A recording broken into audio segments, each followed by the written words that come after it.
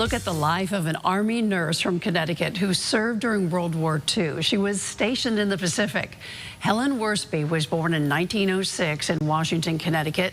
An exhibit is up about her life called Letters Home at the Gunn Memorial Library and Museum.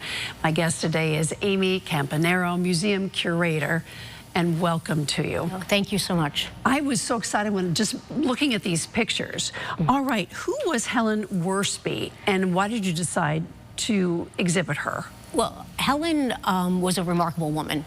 More of what I knew about her, I've never met her. She passed away in 2003, but I knew people who knew her. She was their Girl Scout leader, and everyone always had a positive, happy story about her. And then in our collection, we have 270 letters, which recently we had a volunteer go through and decide what are we going to do about them. And these letters are gems written to and from her mother while she was deployed in the Pacific during World War II. What do we learn from these letters as we look at photos that she obviously took too?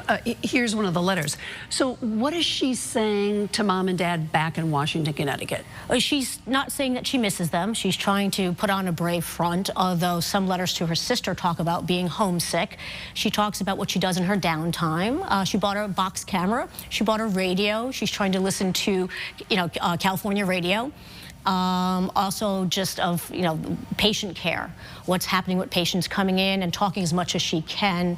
Her mother's writing back, oh, some of your letters have been blacked out by censorship, so I don't know what you're saying. And then you see as her letters start to be a little more quiet, that she's not really going into detail about certain things because she cannot talk about that. She cannot tell her parents where she's stationed. So she went to Yale Nursing. She found herself, how did she sign up? How did she end up in the Well, she went to Yale Nursing. She worked at New Haven Hospital, and New Haven Hospital during World War II sent many of their doctors and nurses over to the Pacific, and they went as one whole unit. So the doctors and the nurses already knew how to work together, and they became the 39th General Hospital, and it was stationed in New Zealand, is where she was. What do we learn, if anything, about her day-to-day in the Pacific? And you said she wasn't real close to the front lines. Exactly. She was in a general hospital, which means they're a semi-permanent hospital compared to a field hospital where you get troops right off the, the front lines. So soldiers that went to see her needed long-term care, they needed extra surgeries or more diagnostic laboratory testing. So she dealt a lot more with physical rehab, maybe what we would call today PTSD, and getting soldiers really ready then to go back to the front. You mentioned to me that maybe she wanted to see more.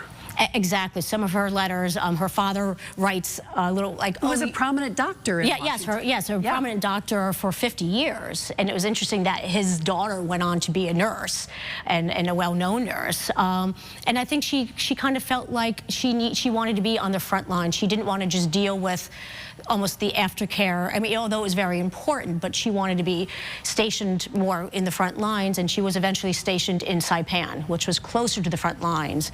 And then she talks about how her housing's not as good, and how it's more kind of rustic and not, not electricity and running water as opposed to where she was in New Zealand for several years. A slice of life from somebody who served from Connecticut in World War II. For lack of a better term, it's romantic in her letters, in chronicling everything that was going on. As we go through the exhibit, which will be open through next spring, we see letters, we see a lot more photos than we've seen right here. Yes, we see a lot of letters. We see the letters in a mobile that come from the ceiling, so you can actually, reproduction, but you can actually touch and feel the letters in your hands. We talk about V-mail, we have her uniforms, and then her military-issued canteen and mess kit and such like that.